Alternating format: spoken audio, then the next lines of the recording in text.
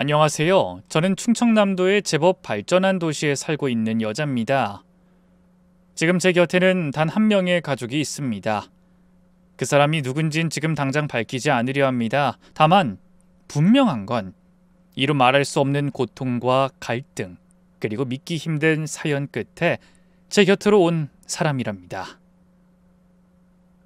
어떤 사람이 제 가족이 되었는진 이야기를 들으시면서 천천히 유추해 보셔도 좋을 것 같아요. 어쩌면 예상치 못한 반전이 있을지도 모르니까요. 그럼 이제 오래도록 가슴속에 묻어뒀던 이야기를 꺼내보려 합니다. 저는 20대 후반의 나이에 맞선해보게 되었고 2달 남짓 짧은 연애 끝에 그 사람과 결혼을 하게 되었습니다.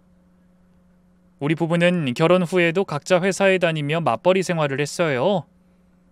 시댁 식구들은 저더러 살림이나 하며 아이 가질 생각을 하라 했지만 저는 일과 집안일을 병행하는 게 충분히 가능했고 제 삶의 자리를 놓치고 싶지 않았습니다.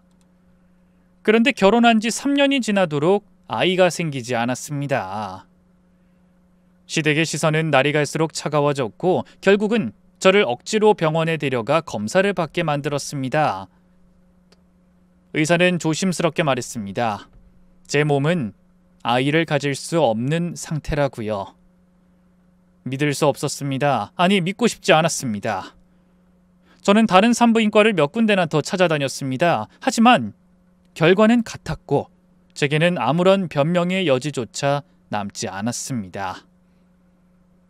그 소식을 들은 시부모님은 완전히 마음을 닫으셨습니다. 저를 미워하고 쓸모없는 사람이라 여겼으며 남편과 이혼시키려 했습니다. 하지만 남편은 단호했습니다. 여보, 부모님이 뭐라 하시든 난 너랑 끝까지 갈 거야. 누가 뭐라 해도 당신은 내 아내고 나랑 죽는 그날까지 함께 살 사람이야. 그걸 꼭 명심해. 고마워. 정말 고마워. 하지만 어머님 아버님이 집에 찾아와서 욕하고 이혼하라고 소리칠 때면 너무 무서워. 미안해. 다신 그런 일 생기지 않게 내가 막을게. 앞으로 내가 다 갚을게. 마음 풀기 힘들겠지만 그래도 풀어줘. 남편은 그 길로 시댁에 찾아가 난리를 피웠다고 했습니다. 절대 다시는 날 함부로 대하지 못하도록 못을 박았다고요. 그 일 이후 시부모님의 눈빛이 달라졌습니다. 처음엔 저를 괘씸하고 무능하다고 여겼지만 어느 순간부터 그 시선에 동정과 연민이 느껴지기 시작했어요. 쓸모없다던 말이 안타깝다로 바뀌는 데까지 많은 시간이 걸렸고 많은 상처가 남았습니다. 하지만 그 모든 시간에도 남편은 내 편이 되어줬습니다. 그이가 절 잡아주고 위로해주지 않았더라면 저는 아마 멀리 도망가 버렸을 겁니다. 몇 년 뒤 시부모님이 지병으로 1년 차이로 돌아가셨어요. 그리고 저희 친정 부모님도 비슷한 시기에 세상을 떠나셨죠. 양가 부모님을 잃고 나서 남편과 둘이 사는데 가슴이 헛헛하더라고요. 또 길에서 지나가는 어린 아이들을 보면 시선을 쉽게 거둘 수가 없었답니다. 그래서 생각을 오래 하고 고민하다 남편에게 말을 꺼냈어요. 여보, 우리 입양을 하면 어떨까? 입양? 좋아. 당신이 그러고 싶다면 나도 좋아. 뭐? 이렇게 쉽게 대답한다고? 지금 나 농담하는 거 아니야. 나도 당신 말 농담으로 듣지 않았어. 당신 요즘 길에서 어린애들만 보면 눈에서 꿀이 뚝뚝 떨어지잖아. 대충 예상하고 있었어. 당신 참 멋진 남자네. 멋지긴 뭐가? 그리고 나도 입양돼서 자랐잖아. 그래서 입양이라면 두 팔 벌려 환영이야. 사실 그이는 5살 무렵에 시부모님께 입양되었어요. 그래서 넉넉한 집안에서 많은 사랑을 받고 자랐고 이제는 그 사랑을 되돌려주고 싶다고 했습니다. 아무튼 그이는 제가 말을 하지 않았는데도 이미 제 마음을 읽고 있었어요. 남편이 적극적으로 입양을 알아보자고 해서 보육원을 여러 곳 다녔답니다. 아주 어린 아기를 입양하려고 마음을 먹었는데 막상 직접 아기를 대면하고 나서는 마음이 열리지 않았어요. 괜히 제가 잘 키우지 못할까봐 아이가 저를 싫어할 것 같다는 생각이 자꾸 들었답니다. 그러다 어느 보육원에서 남편과 함께 봉사를 하며 아기들을 보고 있었는데 한 5살 정도 된 여자아이가 저희 부부를 보고 엄청 따랐어요. 제 뒷공무니를 졸졸 쫓아다니며 이모라고 부르면서 배시시 웃고 있었죠. 그때 제 심장이 방망이질을 했고 머리털이 쭈뼛 서는 걸 느꼈어요.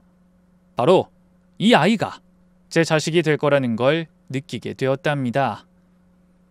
남편도 저와 같은 감정을 느껴서 그 아이를 입양하자고 했어요. 아이에게 입양 의사를 조심스럽게 물었더니 놀랍게도 너무 기뻐하며 좋다고 했습니다. 그렇게 저희 부부는 절차를 밟아 여자아이를 입양했죠. 혜진아, 이제부턴 이모가 아니라 엄마라고 불러야 해. 알지? 응, 엄마. 아, 그래. 우리 딸 엄마라고 불러줘서 고마워. 나도 엄마 아빠가 날 입양해줘서 너무너무 고마워. 이제 보육원이 아닌 우리 집에 생겼으니까 진짜 행복할 거야. 엄마 아빠 고맙고 사랑해. 딸아이는 구김살 하나 없이 밝고 순한 아이였어요. 딸의 얼굴만 봐도 배가 부르고 잠을 못 자도 피곤한 줄 몰랐습니다. 이 아이 하나면 세상에 더 바랄 게 없겠다는 마음이 매일 들었고 평생 제가 책임지고 사랑하겠노라 다짐했습니다. 저는 딸을 잘 키우고 싶어서 다니던 직장을 그만두고 전업주부가 되었어요.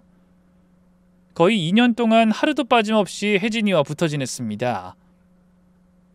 7살이 되자 유치원에 보내게 되었고 선생님들도 잘 따르고 친구들과도 금세 친해지는 모습을 보며 마음이 놓였죠. 그러던 어느 날 입양 절차를 도와줬던 사회복지사에게서 연락이 왔어요. 부모를 잃고 보육원에 가기 전까지 며칠 동안만 임시로 돌봐줄 가정이 필요하다는 말이었습니다.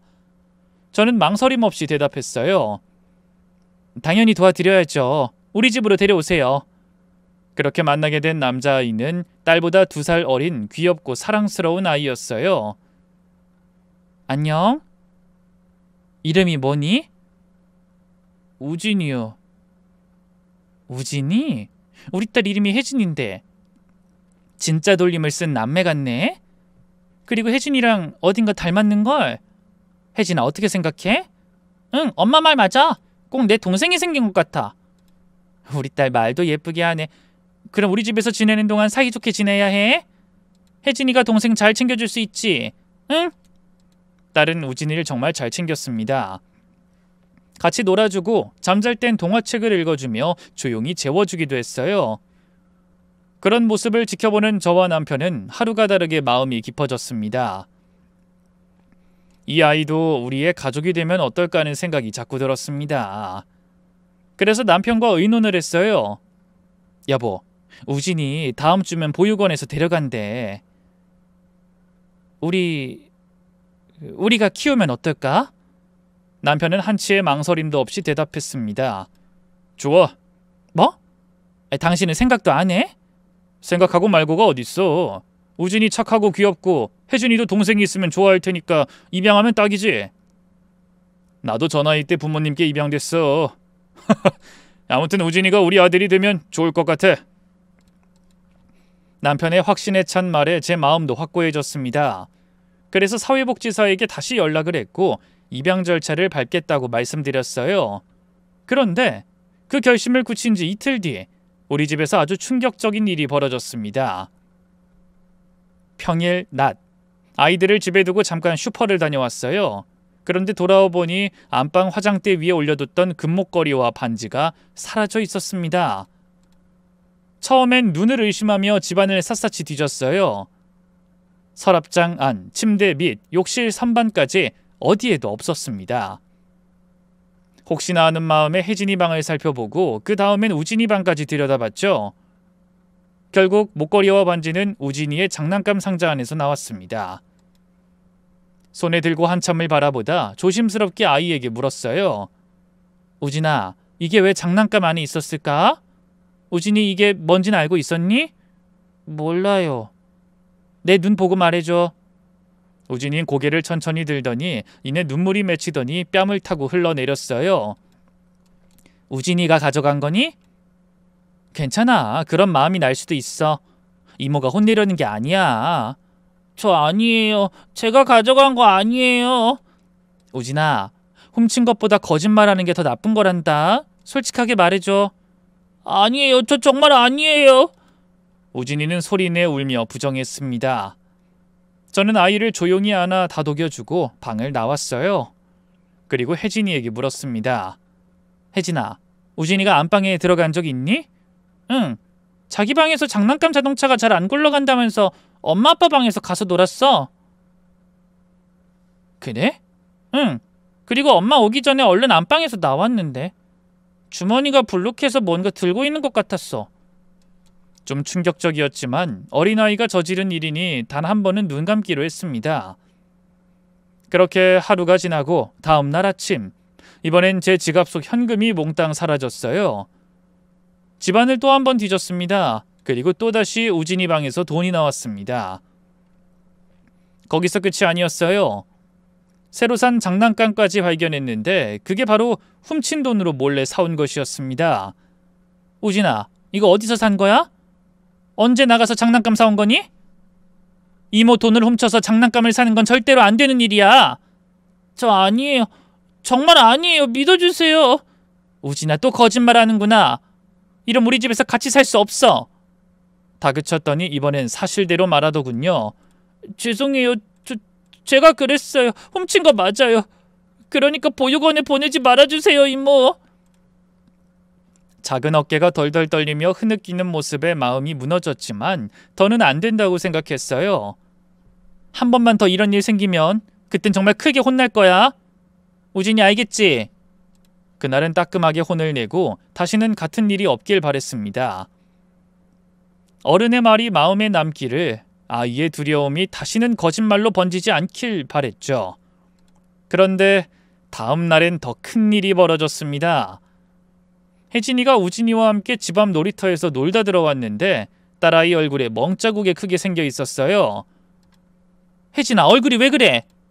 엄마, 우진이가 날 이렇게 만들었어. 내가 그네 안 밀어줬다고 화내더니 꼬집고 핥히고 주먹으로까지 때렸어.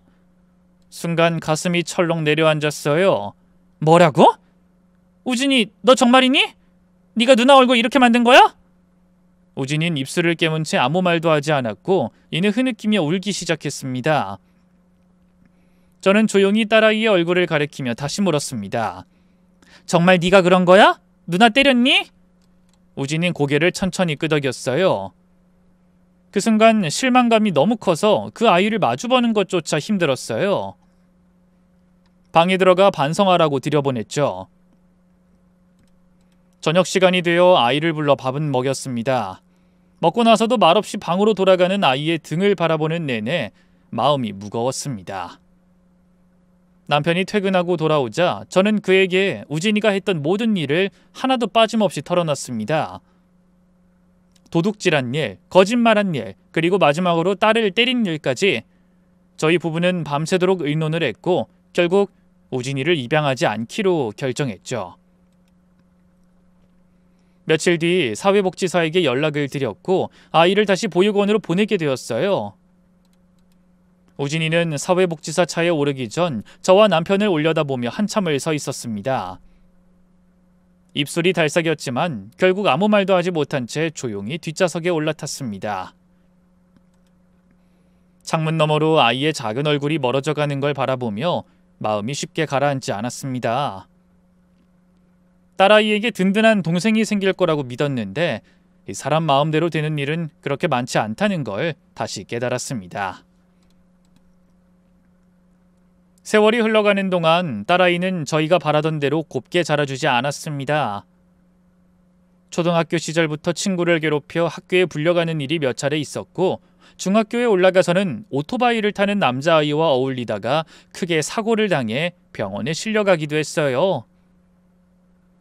학교 안에서는 담배를 피우다 걸리기도 했고 독서실에 간다고 거짓말을 해놓고는 불량한 친구들과 술을 마시다가 적발되어 정학까지 받았습니다.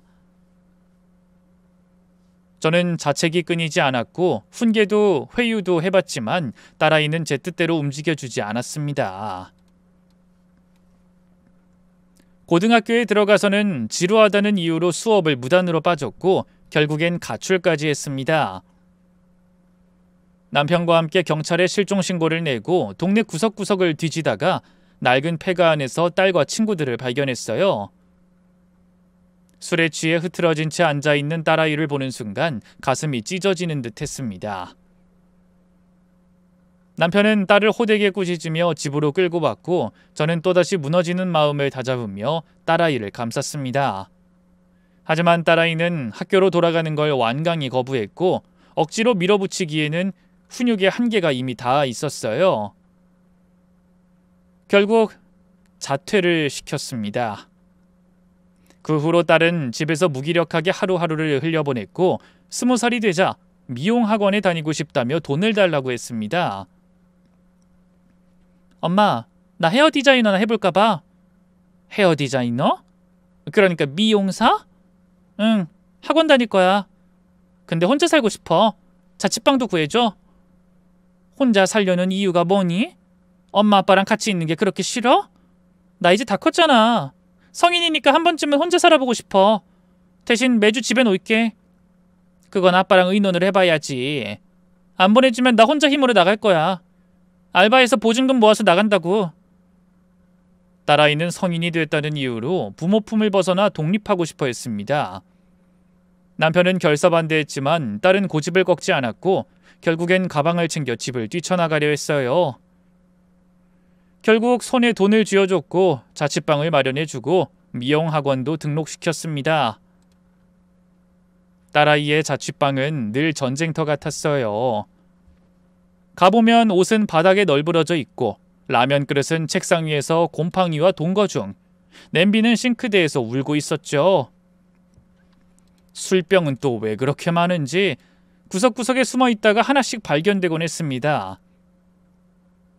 그날도 자취방을 정리해주고 지친 몸으로 돌아오는 길이었어요. 그런데 어떤 학생이 저를 향해 깍듯하게 인사를 하더군요. 안녕하세요, 이모. 저는 고개를 갸웃하며 눈을 동그랗게 떴어요. 누구지? 날 알아요, 학생? 그 학생은 웃으면서 다가왔습니다. 이모, 저 기억 안 나세요? 우진이에요, 우진이.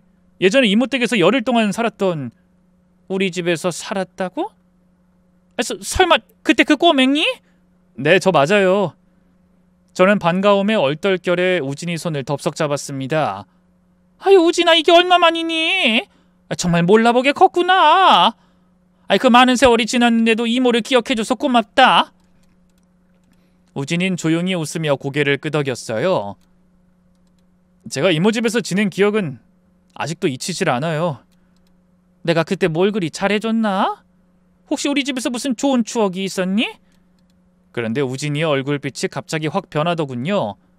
손을 획부리치며 말했어요. 이모, 기억 안 나세요?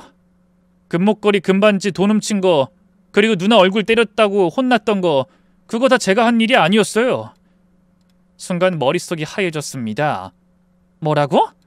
그거요, 전부 다 혜진이 누나가 꾸민 짓이었어요. 우진이의 목소리는 떨리면서도 단호했습니다. 그 목걸이랑 반지, 그거 누나가 숨겨놓곤 제 장난감에 몰래 넣었어요. 그리고 돈 훔쳐서 장난감도 누나가 샀고요. 전 아무것도 모르는데 갑자기 도둑이 되어 있었어요. 그럼 말도 안 되는... 제 말 끝까지 들으세요. 놀이터에서 누나가 자기 얼굴을 주먹으로 때리는 거 제가 봤어요. 그리고 절 쳐다보며 말했어요. 이거 네가 했다고 해. 안 그럼 널 다리 밑에 버릴 거야. 라고요. 어린 저는 무서워서 누나가 시키는 대로 했고요. 도둑질도 모두 누나가 꾸민 짓이었어요. 그때 정말 억울했어요.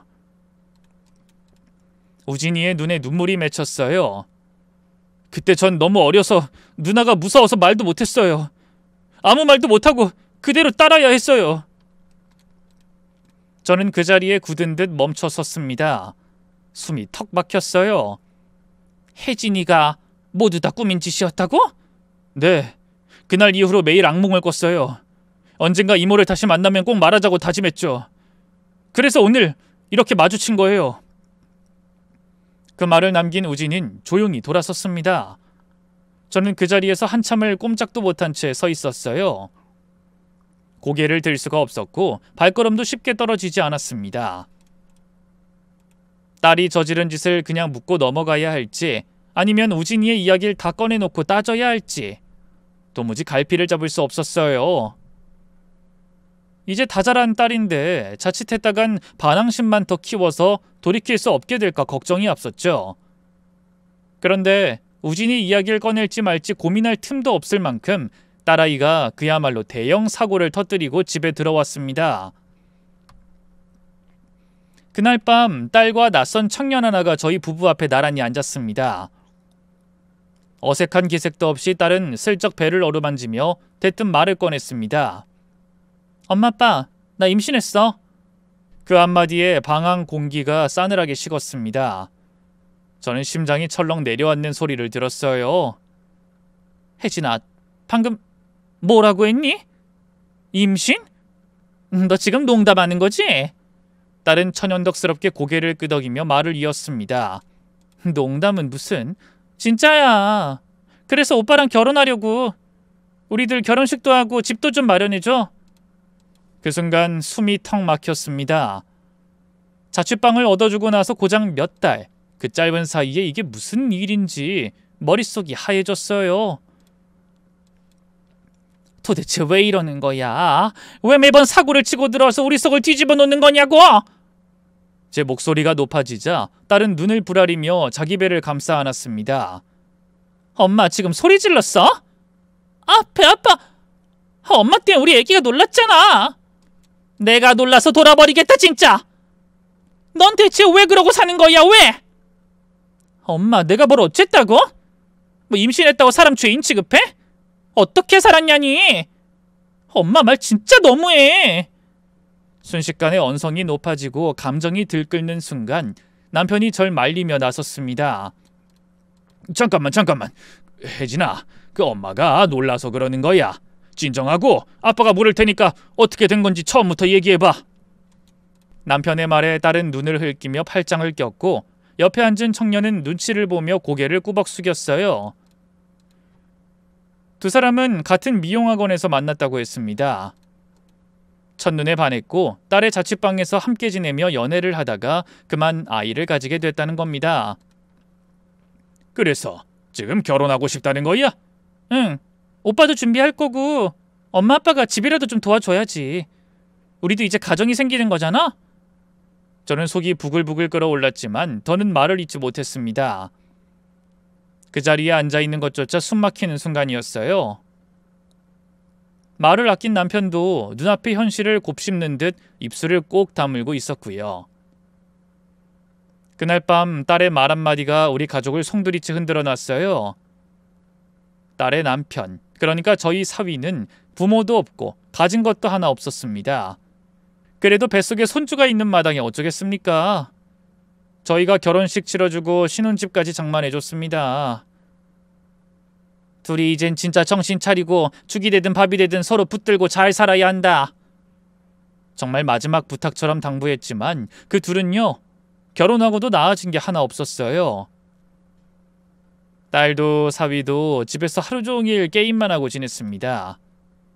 제가 들릴 때마다 방 안엔 담배 냄새와 라면 냄비만 굴러다녔고 도대체 이게 신혼집인지 폐가인지 분간이 안 갈 지경이었어요.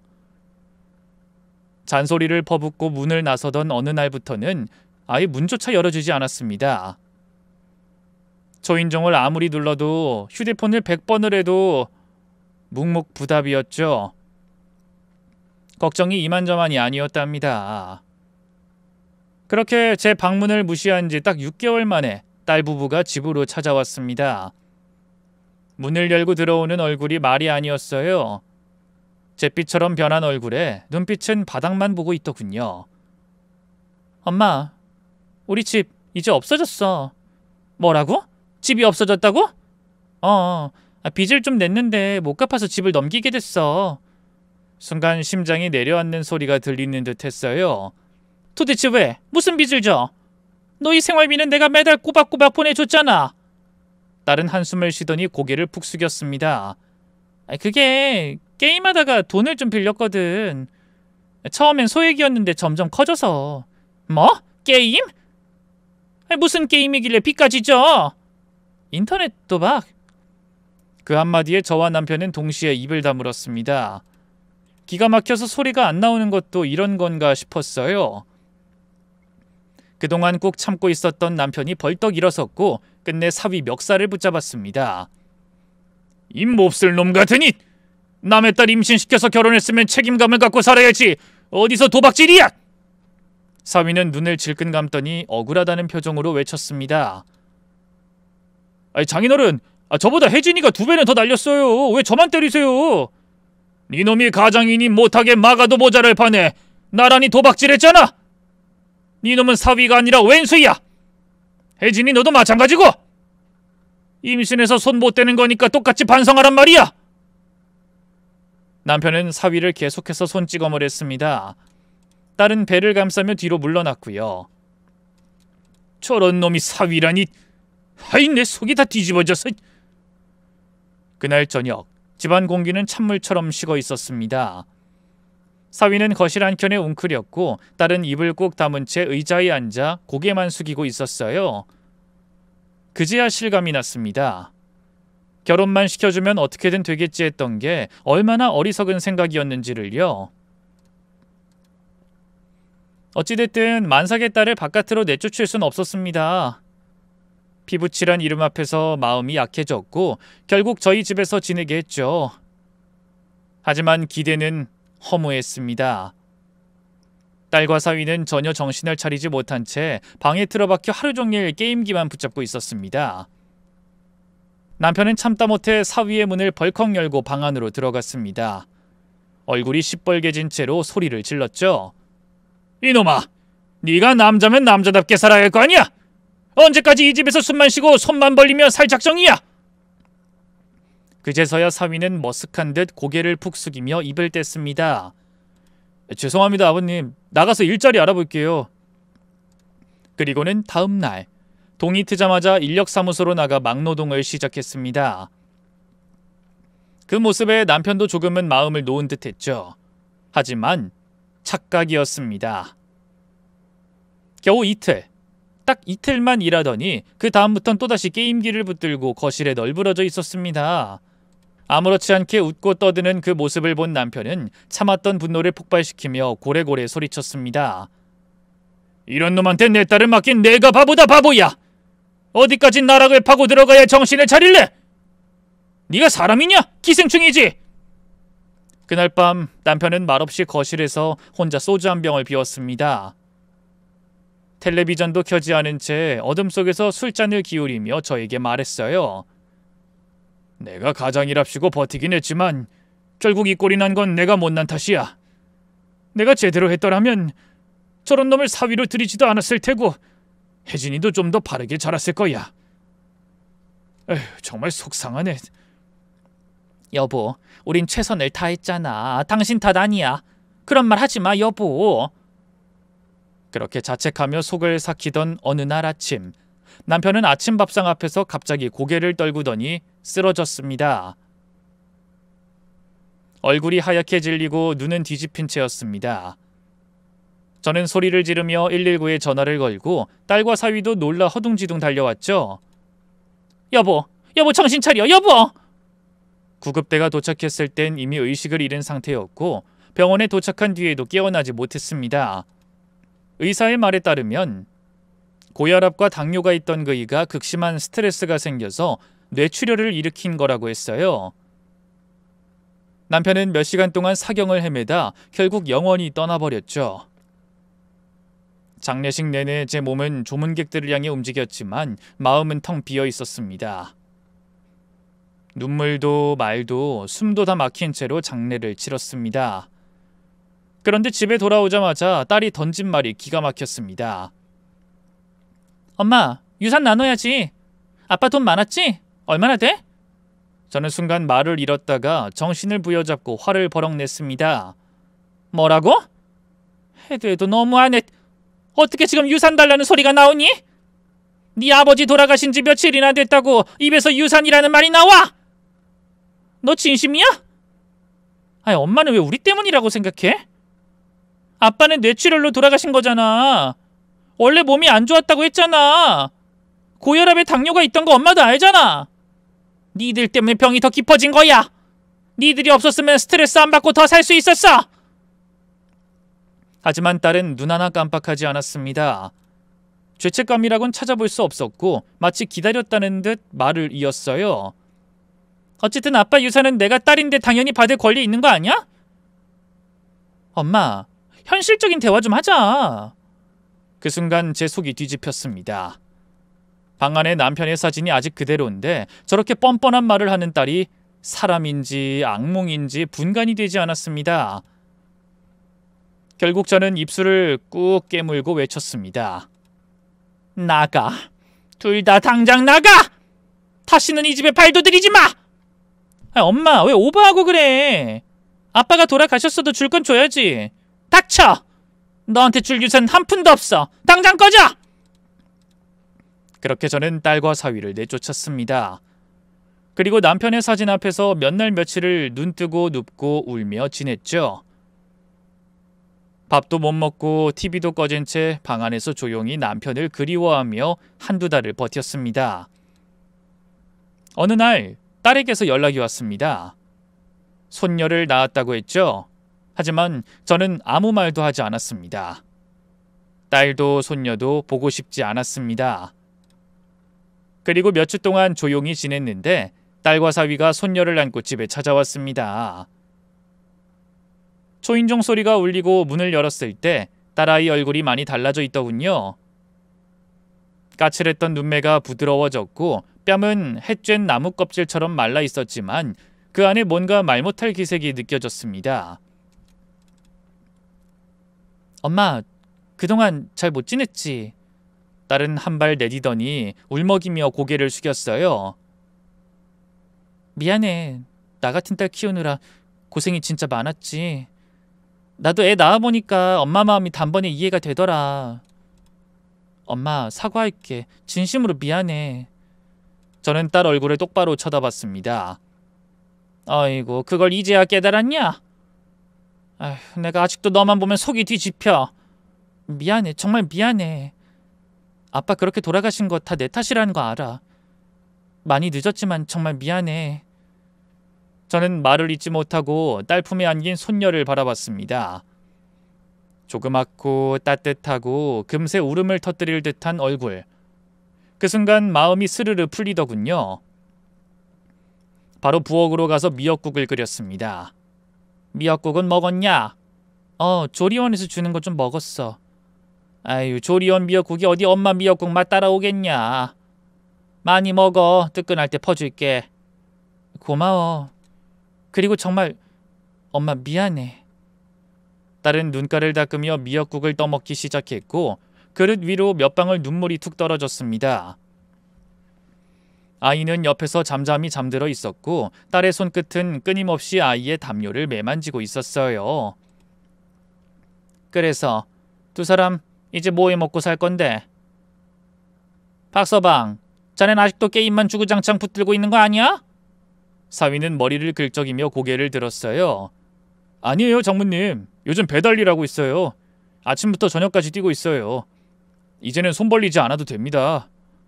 아이고, 그래도 이제 좀 사람 구실은 하고 사나 보네. 아이, 뭐 그게 당연한 거지. 애 아빠면 책임을 져야지. 계속 그렇게 열심히 살아. 딸 부부는 지금 원룸에서 지낸다고 했습니다. 아기 울음 한 번에 온 동네가 다 들썩할 만큼 좁고 답답한 곳이라 도저히 오래 지낼 수 없어 보였어요. 딸이 조심스레 말을 꺼냈습니다. 엄마, 우리 잠깐만 여기서 지내도 될까? 아이가 있으니 거긴 도저히... 저는 한숨을 길게 내쉬었고 딸은 눈치를 보며 고개를 숙였습니다. 그래, 손녀가 있으니 원룸은 비좁겠지. 그런데 이번엔 진짜 정신 차리고 살아야 돼. 알겠지? 딸은 고개를 크게 끄덕였습니다. 저는 한동안 손녀를 돌봤고 사위는 배달 일을, 딸은 미용실에서 근무하며 지냈어요. 하루하루 바쁘고 분주하게 흘러갔지만 이전처럼 문제를 일으키는 일은 없었습니다. 그러던 어느 날 딸과 사위가 절 불러앉히고 조심스럽게 입을 열었습니다. 이번에도 어김없이 돈 얘기였죠. 엄마, 우리 부부가 배달 전문 식당을 차려볼까 하는데 어떻게 생각해? 저는 조용히 딸을 바라보다가 말했어요. 니들 모아둔 돈이 있어? 있으면 그걸로 차려서 해봐. 딸은 뻔하다는 듯 웃으며 말했습니다. 당연히 없지. 있었으면 엄마한테 말 안 했겠지. 진짜 마지막이라고 생각하고 한 번만 도와줘. 우리 이제 제대로 살아보려는 거야. 저는 깊은 숨을 내쉬며 말했습니다. 에휴, 전에 네 아빠 유산 나눠달라고 했었지? 이제 그걸 줘야 할 때가 온 것 같구나. 하지만 네 아빠가 남기신 건 이 집 하나뿐이야. 나머지 돈은 이미 다 너한테 들어갔고. 이 집을 반으로 나눠서 가져가라. 집 내놓을 테니까 팔리면 네 목 챙겨. 됐지? 딸은 표정이 굳더니 곧 사위와 눈빛을 주고받고는 다시 말을 꺼냈습니다. 엄마, 그러지 말고 이 집을 담보로 대출받는 건 어때? 대출금은 우리가 갚을게. 진짜야. 빚 갚으라는 전화가 엄마한테 안 가게끔 집을 당분간만 내 명의로 하자. 그리고 돈을 다 갚고 나면 바로 독립할게. 아빠 유산은 손도 안 댈게. 이번 한 번만 믿어줘. 그래, 네가 해달라는 대로 해줄 테니까 이번엔 정말 잘해봐. 엄마 부탁이다. 딸과 사위의 표정은 전과는 달랐습니다. 눈빛도 태도도 예전처럼 가볍진 않았습니다. 딸은 아이를 낳고 확실히 조금은 달라져 있었고 사위도 어설프지만 제 할 일 해보려는 모양이었습니다. 저는 마지막으로 한번 딸에게 속아주기로 했죠.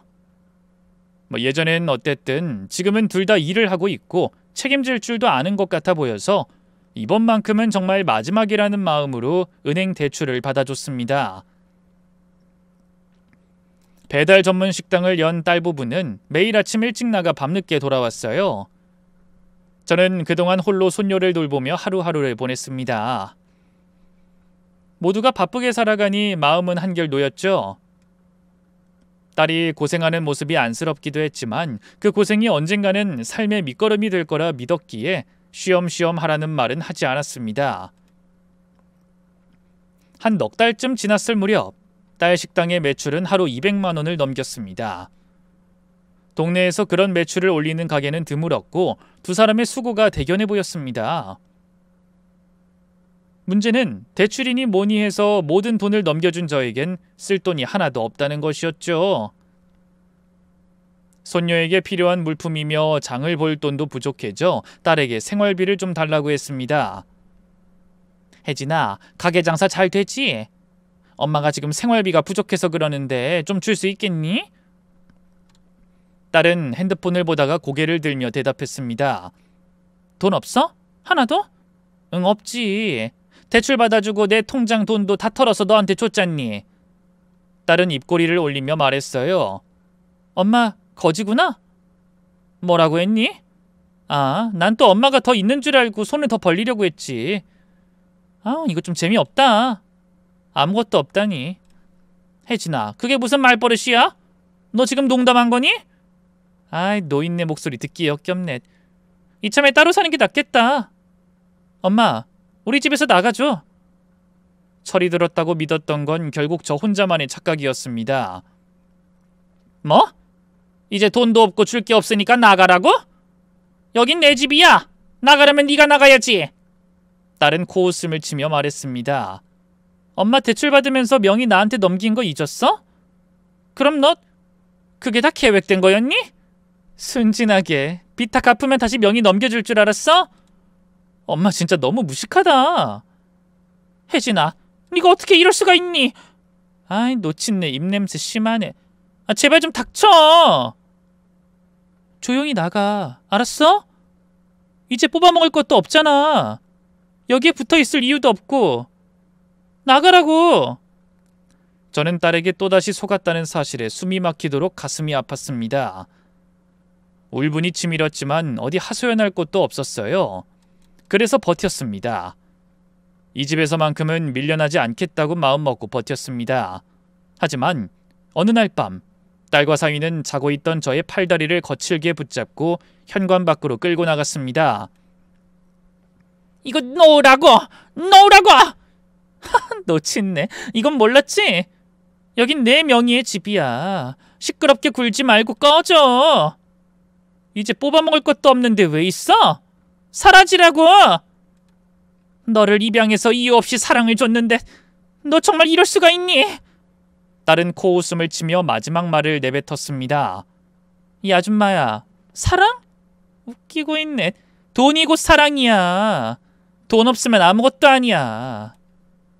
자, 그럼 잘 가셔, 노친네야. 결국 저는 그렇게 강제로 집에서 쫓겨났습니다. 한푼 없이 문 밖에 버려졌습니다. 가진 게 없던 저는 며칠을 길에서 떠돌며 노숙을 했습니다. 밤이면 추위에 떨고 낮이면 멍하니 거리를 바라보다 눈물만 삼켰습니다. 충격이 심해서 아무것도 할 수 없었고 가슴이 너무 아파 마음을 토할 곳이 필요했어요. 결국 저는 남편의 묘지를 찾아갔습니다. 하소연을 하려고 하는 것도 있었고 그의 앞에서 실컷 울고 나서 이 삶을 계속 이어갈지 아니면 여기서 끝낼지를 정하려 했습니다. 여보, 우리가 왜 이렇게 됐을까? 딸 하나 입양해서 정말 정성 다해 키웠는데 왜 이렇게 이 모양 이 꼴이 되어버렸을까? 저는 묘 앞에 주저앉아 무너진 사람처럼 오랜 시간을 그이와 함께 보냈습니다. 차가운 돌에 이마를 대고 손끝으로 이름을 몇 번이고 쓰다듬으며 울었습니다. 해가 뉘엿뉘엿 저물 무렵 등 뒤에서 누군가 조심스럽게 말을 걸었습니다. 저기 실례합니다. 김가변 씨 묘지가 여기 맞습니까? 네? 제 남편인데요. 왜요? 누구시죠? 중년의 남자는 잠시 제 얼굴을 바라보더니 천천히 고개를 끄덕였습니다. 아, 가변이 아내분이시군요. 그럼 저한텐 재수씨가 되겠네요. 그게 무슨 말씀이세요? 가변이를 찾는데 아주 오랜 시간이 걸렸습니다. 원래 이름은 철현이었습니다. 제 동생이었어요. 아주 오래전에 부모님이 동생을 잃어버려서 제 동생이 보육원 출신에 입양하라는 건 아셨죠? 네, 맞아요. 그렇다면 그 전에 가족이셨다는 건가요? 남자는 흰머리를 쓸어넘기며 조용히 고개를 끄덕였습니다. 그간 얼마나 애타게 찾았는지 유전자 등록을 하고 전국에 사진을 뿌렸지만 아무런 소식도 없었다고 했습니다. 얼마 전 탐정을 고용해 전국을 샅샅이 뒤졌고 그렇게 제 남편이 여기에 묻혀있다는 사실을 알게 됐다고 말했습니다. 그가 건넨 서류와 사진을 바라보니 어린 시절 남편의 얼굴이 분명히 담겨 있었습니다. 지금의 그의 얼굴과 똑같은 인상이 앳된 눈빛으로 저를 바라보고 있었어요. 맞아요. 이 아이, 이 꼬마가 제 남편이에요. 이 얼굴 한눈에 알아보겠어요. 너무 늦게 찾아서 죄송합니다.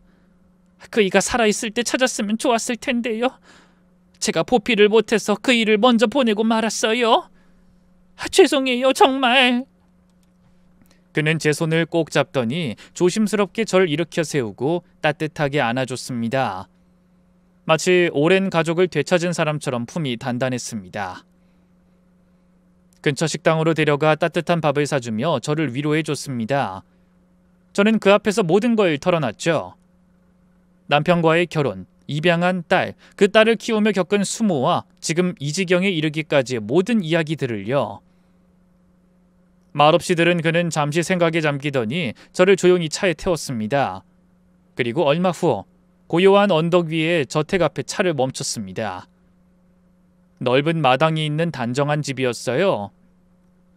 이 집이 제가 가진 집들 중 하나입니다, 재수씨. 가족무도 붙여드릴 거고 운전기사도 들 테니 편하게 지내세요. 네? 지금 정말 그렇게까지 해주신다는 건가요? 그럼요. 제 동생이 받지 못한 것들을 재수씨가 받아주시면 좋겠어요. 저희 집안이 좀 부자입니다.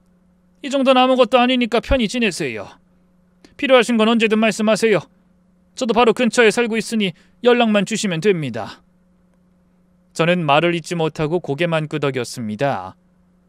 그렇게 남편의 묘지를 찾았다가 그이의 가족을 만나고 눈물로 젖어버린 빈손의 인생에서 단 한 번 따뜻한 기적을 만났습니다. 정말 드라마에서나 나올 법한 일이 제게 벌어진 거였습니다. 하루아침에 많은 일이 겹쳐 일어나니 정신이 멍했습니다. 넓은 집안에 조용히 앉아있는 것만으로도 낯설고 얼떨떨했죠. 때가 되니 가정부가 식사를 차려줬고 운전기사는 꽃구경이라며 저를 차에 태우고 대공원까지 데려가기도 했습니다. 저택에 머물며 꼬박 1년을 몸 편히 지냈어요. 옆에서 따뜻하게 챙겨주는 사람들이 있으니 얼굴에도 살이 오르고 마음도 조금씩 치유되어 갔습니다. 그렇게 평온한 시간이 흘러가고 있었는데 어느 날 대문을 두드리는 소리가 났습니다. 가정부가 말하길 제 딸 부부가 손녀를 안고 찾아왔다고 하더군요. 이 딸이라는 단어가 들리는 순간 온몸에 소름이 쫙 끼쳤습니다. 그래도 피하기보다 이번엔 확실히 끊어야겠다는 마음으로 집 안으로 들이라고 했습니다. 이윽고 딸이 환하게 웃으며 손녀를 저에게 안겨줬습니다. 엄마, 손녀 많이 컸지? 예쁘지? 너 무슨 일로 왔니? 아이, 무슨 일은 그냥 엄마 보고 싶어서 왔지. 우린 모녀지간이잖아. 이런 좋은 집에 살면서 왜 연락 한 번 없었어? 날 그렇게 내쫓은 네 입에서 그런 말이 나오는 게 웃기다. 용건이 뭐냐? 돌려 말하지 말고 바로 말해. 딸은 사위와 눈빛을 주고받더니 입술을 꾹 깨물고 곧바로 말을 꺼냈습니다. 엄마, 우리 배달식당 망했어. 요즘 자영업자 힘든 거 엄마도 알잖아. 알지. 근데 너희 식당은 경기 탓이 아니더라. 내가 궁금해서 기사님께 알아보라고 했더니 바로 알려주더라. 음식 대충 만들어 팔고 유통기한 지난 재료에 원산지 속여 팔다가 적발됐지. 너희가 저지른 일이 터져서 망한 거잖아. 딸은 눈을 깜빡이며 웃더군요. 뭐야, 엄마 다 알고 있었어? 아, 역시 우리 엄마야. 내가 어떻게 사는지 궁금해서 알아봤구나? 역시 나밖에 몰라. 됐고 용건이나 말해봐. 알았어, 용건 말할게. 엄마, 우리 여기서 좀 살게 해줘. 가게 망하고 다른 사업 하다가 집까지 다 날려먹었어. 손녀까지 있는데 엄마밖에 없잖아. 그것도 알고 있었다. 넌 항상 그런 식이지? 시작은 번듯하게 하다가 마지막엔 말아먹는 걸로 끝나. 변한 게 하나도 없어. 또 내 집에 들어와 살면서 내 재산 넘겨받고 나를 쫓아내려는 속셈이지? 너 얼굴만 봐도 이제 네 속이 훤히 보인다. 다신 안 속아. 제가 확실하게 선을 긋고 말하자 딸은 잠시 침묵하더니 고개를 숙인 채 말했습니다. 엄마, 지난번엔 미안했어. 내가 워낙 철이 없어서 그랬어. 그땐 정말 내 눈이 뒤집혀 있었어. 근데 지금은 아니야. 진짜야. 나도 이제 엄마 마음 알아. 엄마, 우리 다시 시작하면 안 될까? 그 말에 저는 말 대신 손을 올려 딸의 뺨을 후려쳤습니다. 소리가 방 안에 똑 울렸습니다. 꺼져. 난 이제 자식 같은 거 없어. 내 기억 속에서도 내 인생 속에서도 다 지워버렸어. 딸은 뺨을 부여잡고 눈을 치켜뜨며 말했습니다. 엄마, 지금 날 때린 거야? 감히 날 때려? 그래. 그래야 너답지. 그래야 네 속이 드러나지. 이제 와서 착한 척 하지 마. 또다시 빼앗고 날 내칠 생각이라면 차라리 지금 여기서 끝장을 보자. 이 노친내가 돌았나? 그래, 그게 너야. 본성은 어딜 가지 않는 법이지. 너 예전에 우진이를 도둑으로 누명 씌운 거나 널 때렸다고 거짓말한 걸 알았더라면 널 계속 키우지 않았을 거야. 아무튼 난 이제 네 엄마 안 해. 딸은 뺨을 맞고 눈빛이 확 뒤집혔습니다. 소리를 지르며 저에게 달려들었고 그 순간 가정부와 기사님이 황급히 달려와 딸을 붙잡고 말렸습니다. 손과 발이 허공에서 날아들고 딸의 고함은 온 집안에 울렸습니다. 뭐라고? 날 키우지 않았을 거라고? 지금 그걸 말이라고 해? 엄마, 진짜 날 이렇게 쫓아내겠다는 거야? 하나밖에 없는 딸이 길바닥에 나앉게 생겼는데 엄마가 날 버린다고? 우진이는 아무것도 아니었어. 우리 식구가 되기엔 부족한 애라서 그런 거라고. 아! 이제 그만 좀 하자. 나 네 엄마 안 해. 다시는, 더는 너 같은 딸 때문에 지옥 같은 삶 살고 싶지 않아. 가슴속에서 끓던 말이 터져 나왔습니다. 목이 떨리고 손끝이 저릿했지만 저는 물러서지 않았습니다. 그 말에 딸은 이를 악물고 이를 바득바득 갈며 외쳤습니다. 두고 봐. 나중에 꼭 복수할 거야. 오늘 나한테 한 집 뼈저리게 후회하게 될 날이 올 거야. 그땐 울고불고 매달려도 소용없을 거야. 딸은 악다구니를 쓰며 소리를 지르다 결국 운전기사에게 끌려나갔습니다. 그 몸부림 속에서도 손녀는 울지 않았고 사위는 말없이 손녀를 데리고 그 뒤를 따라 나갔습니다. 그렇게 자식들을 내쫓아버리고 며칠 동안 머리를 싸매고 누워 지냈습니다. 몸은 바닥에 붙어 있었고 마음은 땅속으로 꺼지는 듯 했어요. 가정부가 해주는 죽만 겨우 받아먹고 하루 종일 이불 속에서 눈물만 흘렸습니다. 눈물은 멈출 줄 몰랐고 심장은 누가 안에서 칼로 긁는 것처럼 시리고 아팠습니다. 그렇게 시간이 흐르고 있던 어느 날 가정부가 놀란 눈으로 거실 문을 열며 무언가를 안고 들어왔습니다. 그 품 안에 있던 건 손녀였습니다. 딸과 사위는 손녀를 저택 앞에 버리고 떠난 것이었어요. 정말 끝까지 무책임했습니다. 작고 여린 아이가 제 품에 안겼을 때 저는 다시는 울지 않으리라 다짐했어요. 어린 손녀가 무슨 죄가 있겠어요? 결국 제가 다시 품고 키우기 시작했습니다. 그 후로 딸은 손녀를 찾으러 오지 않았습니다. 시간이 흘러 어느덧 5년이 지났고 소녀는 지금 유치원에 다니고 있어요. 말도 어찌나 예쁘게 하는지 어른들 말귀도 잘 알아듣고 사람 마음을 쏙쏙 헤아리는 아이가 되었답니다. 저는 할머니로서 그리고 보호자로서 매일 최선을 다해 살아가고 있습니다.